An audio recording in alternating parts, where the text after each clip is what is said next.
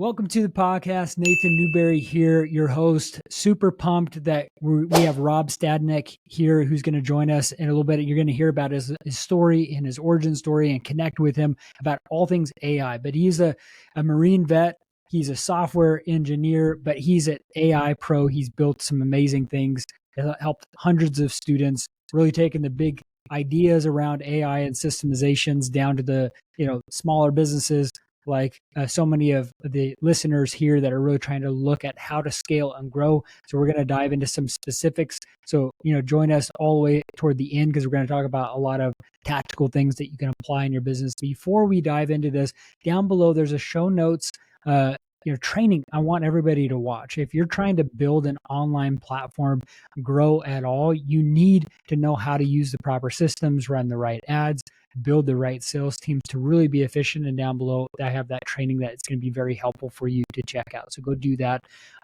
Rob, as we dive into it, I want to ask you a question around high performance. What does that look like? What is that definition? How do you describe this and apply it to your life? High performance to me is the relentless pursuit of excellence. I think a lot of people have high performers they picture in their head, and it's a lot of, you have Michael Jordan or Kobe Bryant, and you see them on the platforms they have because they won or they have trophies. And a lot of it's like the work that goes in between then, or even like Steph Curry. Like Steph Curry has a shooting coach. And what it really comes down to, I think, is accountability, being willing to be held accountable at a really high level to all the small things that it takes to tweak what you're doing to become high performance. I think about this with cars too. Like, how does Porsche build such good cars? Like, I've owned a few 911s, and their engineering team is on point every time. And I think, how do I do that in my business? How do I replicate this high performance status? And it's just a relentless pursuit of excellence with an unbelievable willingness to be held accountable. It's so good. So good. And it's needed on that front. We're men of faith. And so when I think of growth, there's a level of like humbleness, realizing that we're a speck on this earth, and there's been a few thousand years that we've been on this planet, and we can't even remember our great grandparent, Yeah. And the legacy that we want to leave, the impact we want to create is small lived. But what we want to look at is the high performance is the way that God's wired us to do as much as we can for the generation that we're a part of. And I think there's some aspect of that. Bring us to the very beginning. Well, actually, before we go into your journey here, describe a little bit of how you help serve the people that you work with right now.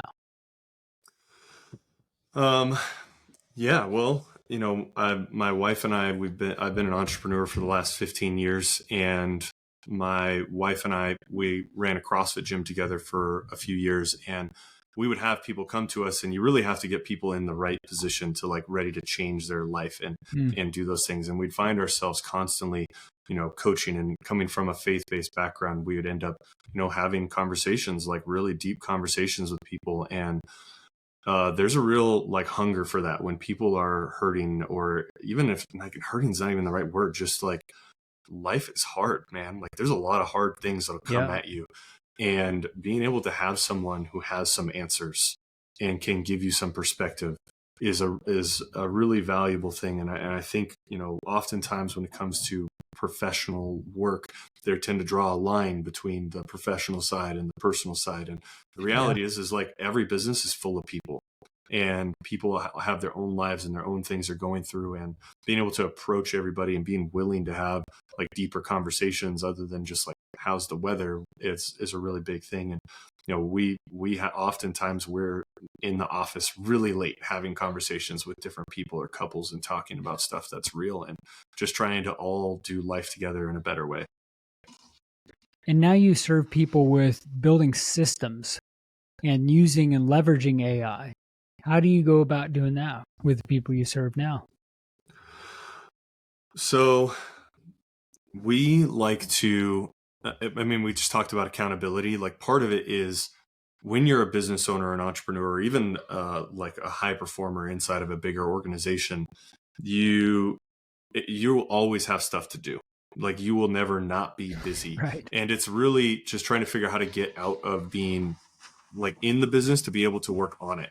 And when you can do that, you having someone else from the outside in give you some perspective is like how we kind of give people some accountability on things that could be made better. And we like to take the approach like, given the same situation where everything is at, we might be in the same place. But being able to have someone else come in and look from the outside in and saying, hey, here's some like low hanging fruit that maybe you couldn't see, like forest through the trees while you're doing everything. We come in and help identify different areas where we think tools we're really familiar with can help create a lot of leverage and opportunity for business owners. And we call them integrators, but people who are in the business responsible for technical implementation in their respective departments.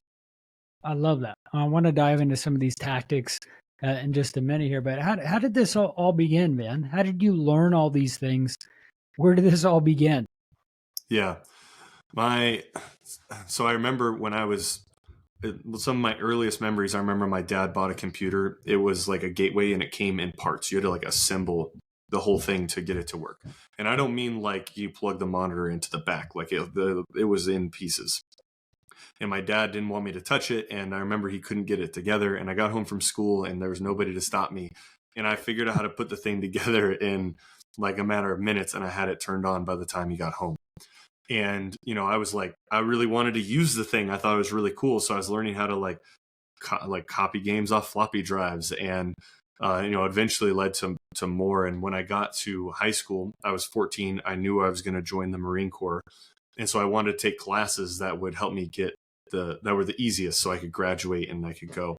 And the easiest class for me, I got an A the first year, was the technology class, which, you know, at the time was just like typing in Excel or whatever.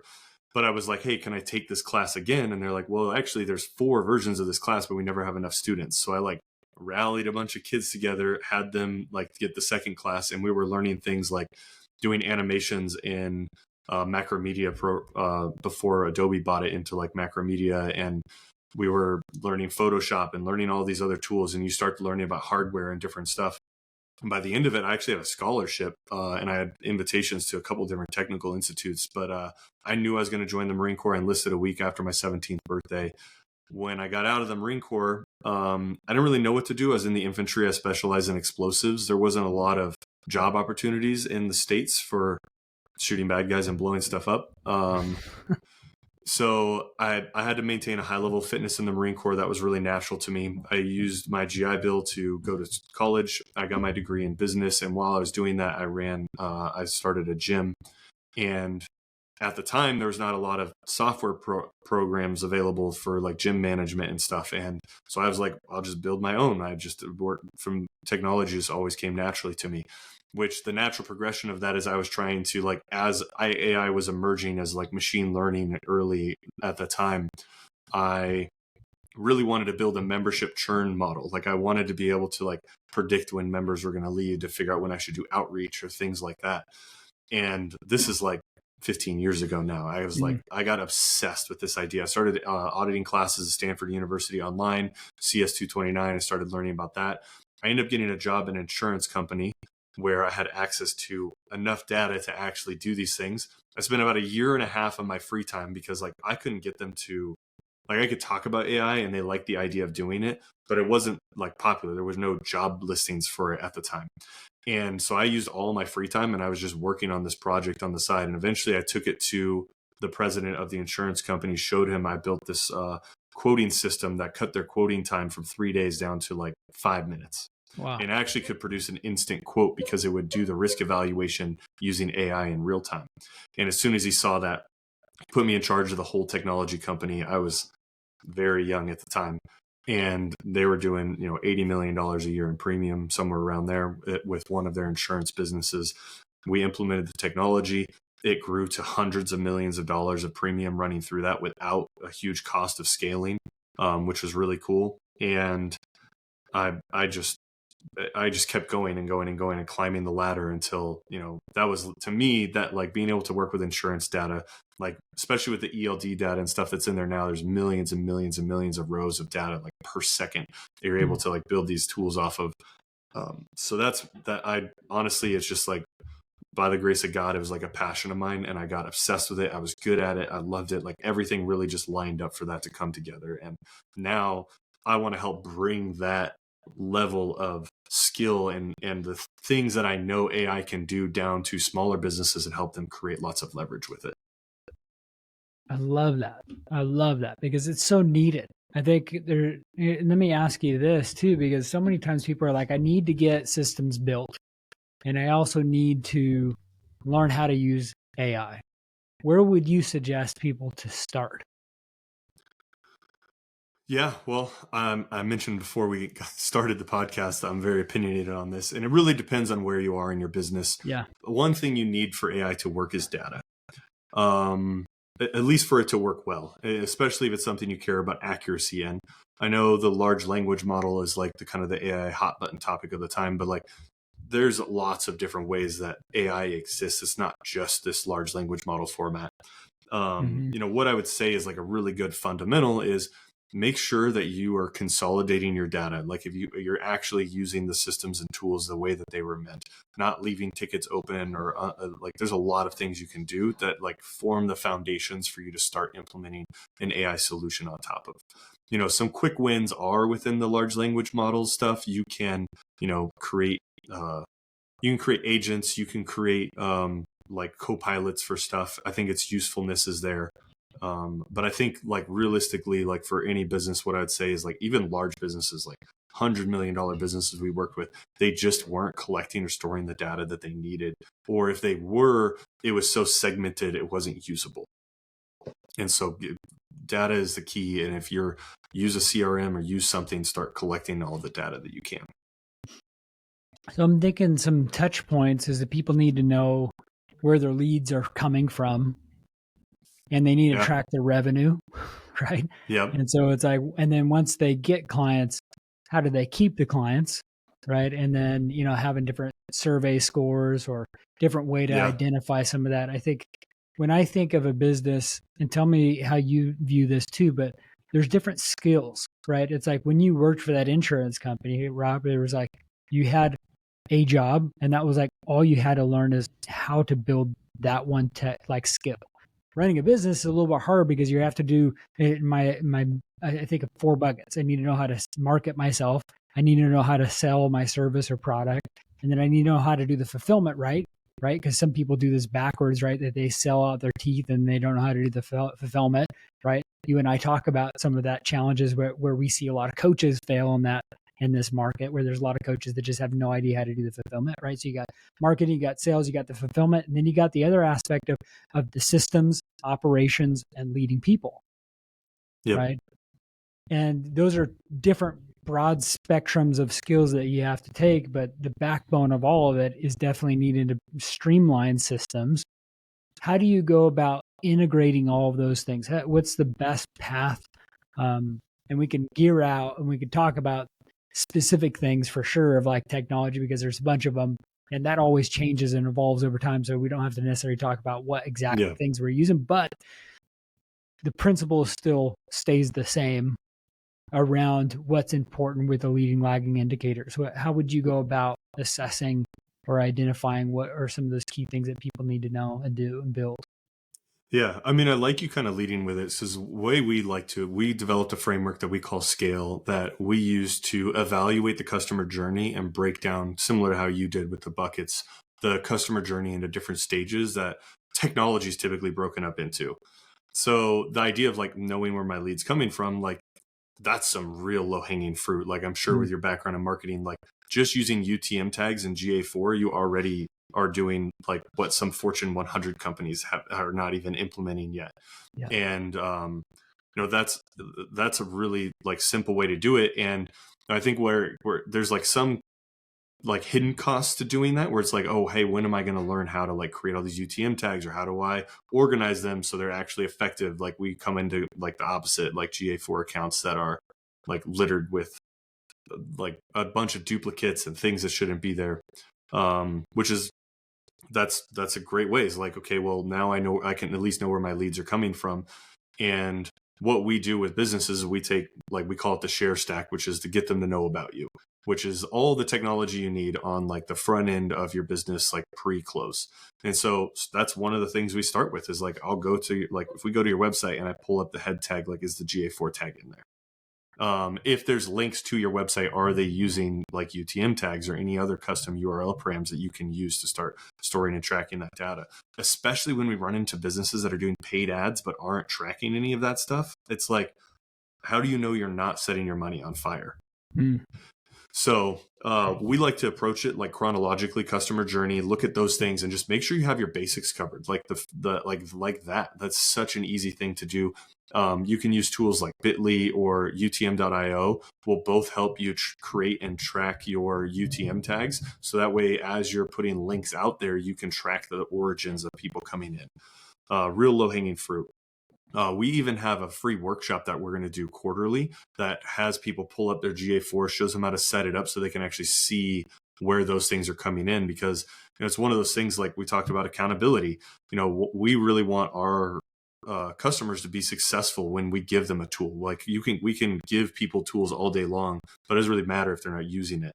And so we really want them to be successful with it. And accountability is one of the best ways to do it. So by hosting a workshop quarterly, we're like, pull up your Google Analytics. These are the settings you're going to use. What does this say? Hey, write down 3 things that you see that are trends here, here, and here. And like at the end of this, you'd be surprised. Like people were like, I've been spending all of my money on the wrong things. Like I don't. And it's like, oh yeah, I've been in business for 15 years. I thought this is where all my customers came from. And they realized that's not the case. So yeah, that's why like implementing tools, creating those systems and having some accountability makes it really easy, especially when someone's there to like, we're talking about like the coaching industry. It's like having someone come alongside and provide that accountability. Like, hey, it's time to check these things. Like here, let's create some actionables. And so, yeah, that's a great way to do it. And that's just more data. Like you can start to export that data, put it in, start to organize it. Like, we're talking about using AI for stuff. I mean, I'm coming up with this off the top of my head right now, but like if you really wanted to, and you had a ton of like different origins for everything, you could export that, throw it into, your large language models, GPT, Gemini, whatever you're going to use, and you can query it. And now, not only that, like I know GA4 tries to do a good job, but to be honest, like it could be a little intimidating if you don't know how to use it. Export it, throw it in, and ask it the questions like, hey, what are my most common sources this time of year? Or when am I getting this? Like you'd be surprised. I think that's a great use case for using those large language models, AIs, to help you like parse data, as opposed to trying to create like original content, which it's not super great at. For people that are starting out and you're not sure exactly what Rob just said, it's like you have Google Analytics, right? That you need to plug in everywhere so that there's some aspects of things. That's the GA4. And then you got the aspect of UTM, which is the links or Bitly links or something where you can track where it's at. So giving you an example, if you're putting something on your Instagram and there's another thing on Facebook and another thing on LinkedIn, and it all goes to your website.com, how do you know where and from what source those people are coming from? And this is really, really great where you have UTMs, which is on the back end of those links, or you could create Bitly links that are directed with it. So they just click the link and then it goes to those different places. So Rob is definitely way ahead in this advanced stuff, but just to make it so it's simple, so you know where your leads are coming from, and you have a clarity of like where, what, when, where, like are they in mobile, what country, some of those data points that are really important for you to collect so that you can really build the best lead generation systems and continue to refine that. Anything you want to add to that, Rob? No, that's good. I often, when my brain gets turned in, I'm often like kind of operating up here as I love solving problems like that. Like to me, I'm like I probably was like speeding up and talking really fast because I'm like, yes, let's do this stuff. Like Yeah. I love doing this. And that's why we like take the framework, we break it up into stages, and like even the last bit of the framework, it ties it all together nicely. It's like, how do you get someone who bought from you to refer other people or buy again?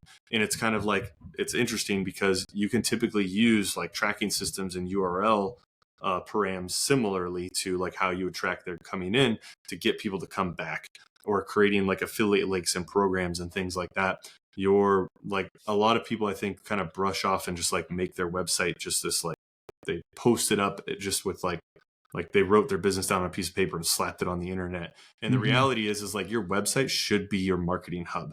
it should be constantly feeding you with data and information from where your leads are coming from, how are you converting, tracking affiliate links, doing all these other things. Like every form you have should be on your website in a trackable fashion. So if you have, booking links or get a quote or contact me or whatever, and you're using something like Calendly for someone to book a call, and you link off your website to Calendly, you can no longer track conversions as well because you've just sent all the traffic away from your website. Whereas if you just embedded Calendly onto your website, you can track the conversions all the way through, and now you have more meaningful data. And now you can use that data to make better informed business decisions. Like every call you get, now you're like, how many calls did I get off of LinkedIn? How many calls did I get off of YouTube? How many calls did I get off of these different channels? So you can understand where to put your time, effort, and energy. Everybody needs an integrator in their business. Talk about some of that too, because as a business owner, and you've dealt with this a lot of times, is they're the face of their business. They're busy already. So to take the time to integrate all the UTM links, all the Bitly links, and then setting it up so that it goes to your database and your CRM, and then it notifies people on Slack, and then it makes sure that it goes to like an email database that you can create a newsletter and all these different stuff and segmentations of everything. How important is that in today's world that someone needs to either take the time to learn it and implement it, or have an integrator like yourself or like someone on their team that can learn some of these things and apply it? How important is that?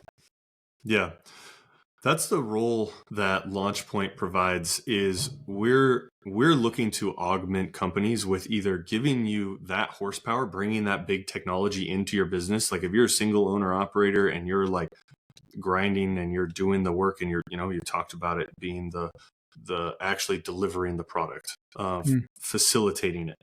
It's sometimes hard to step back and like do those integrations. Does feel overwhelming. So we like to come alongside and help businesses do those integrations and hand people working tools.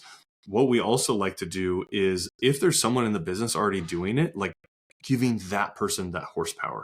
If you already have somebody in your business who is in marketing or who is in charge of the website or is in these things, LaunchPoint, like what I've like tried to democratize this big technology is we have software engineers, we have people with experts in all these different areas, and we can pull threads on these different experts who can do, it might take you 3 months to try and learn how to integrate those UTM tags and put all these in, whereas we can go find the right person that can come into your business and do it in 2 hours and show you how to do it and then answer any questions for you if you have them. That just makes that so much more accessible. So you're no longer having to trip over like, how am I going to do this? If you start to look at everything as like, who can I have do this? Where it's like, I'm not having to spend 3 months learning how to design a website or a landing page or how to do this or how to do that. You can bring someone in fractionally to like solve that immediate problem for you and give you more tools.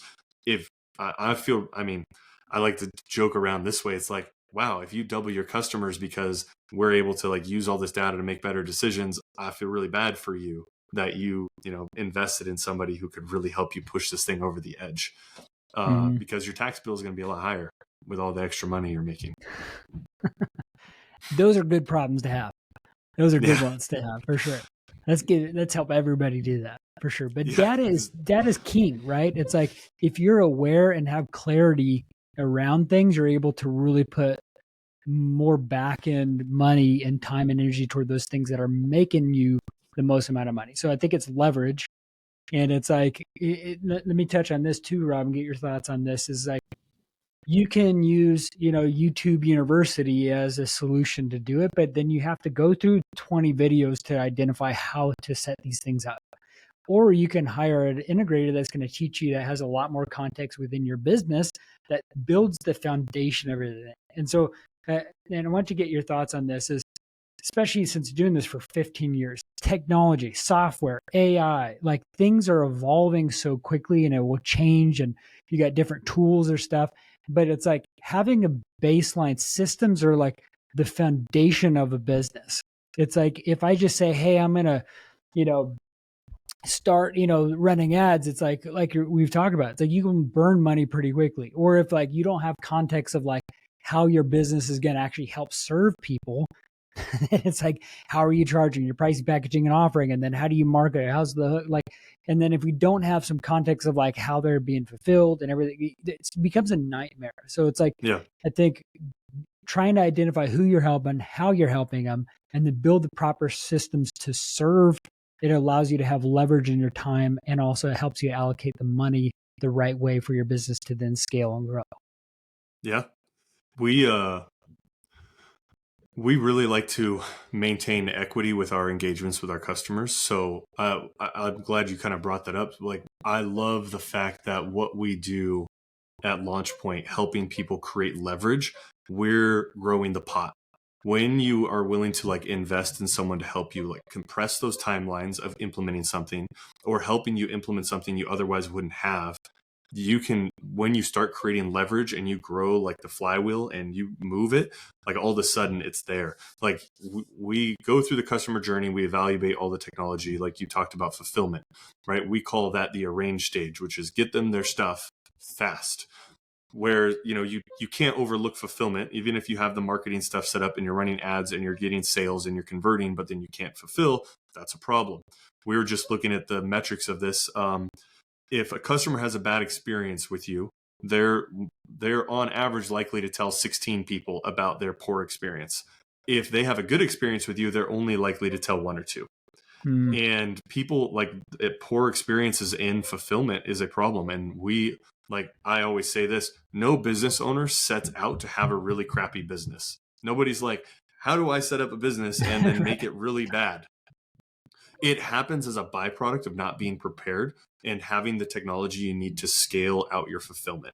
You can create as many marketing funnels and do those other things, get the funnel hacking going, getting the rest of the stuff, but optimizing your fulfillment.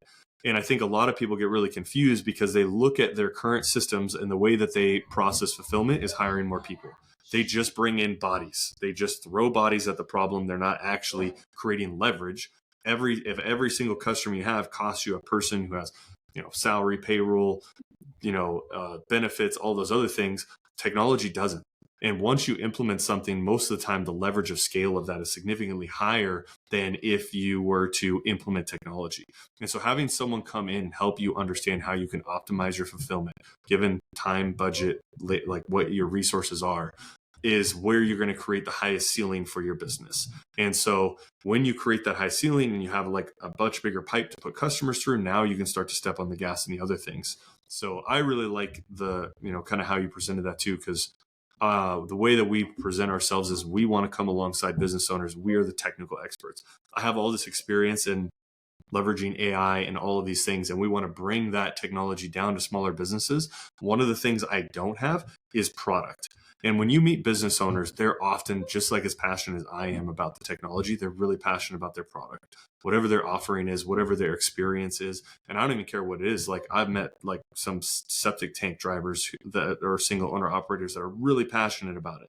Like that was probably not on their like checklist of like high school job, but they love it now and they get really passionate about it. And what they don't want to do is go back inside and figure out like, how do I create this automation to get all of my customers from here to here, right?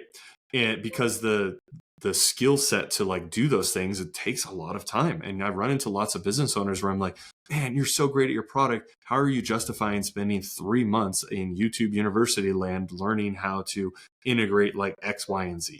Yeah. Let me touch on this too. I want to get your thoughts on AI before we wrap up our combo. I believe everybody needs to start using AI. I don't care if you haven't used it, open one up and use that instead of Google searches. That's how I think about it. Like, and let me give you an example of how I've just used it recently. I'm going down to visit my family in San Diego, and I forgot this place in San Diego, and I was like, AI, what's this place that is now like a mall, but it used to be like a military base in San Diego near this place? And then it told me right then and there. It's Liberty like Station. It was Liberty Station. You knew that, right? You knew that. But I was like, I forgot. I am AI. Look at that. I forgot what that place was called, right? And I was like, my wife was Googling it, trying to find out. And I just asked that one query in it, and it came up right away, right? Was it Slater's 50/50? Is that a place that you're going to check out? I got to check it. I thought if I hit the place on the head, that'd be impressive. But well, there's great restaurants and stuff in there, but like there's, I think so many people are either hesitant with using AI or they just don't know where to start. And I think the best place to start is by just asking everyday questions that you normally ask. Who is that singer? Who is that person? What was the date? And they're not going to know specifics like what my kid's name was, but it's like trying to figure out some specifics around things, I think is going to help making that as the default browser. And then how to ask some specific questions is what I think AI is going to help people develop, is how to use good questions to then create the outcome that people want to have. But how would you look at AI and how to use it efficiently?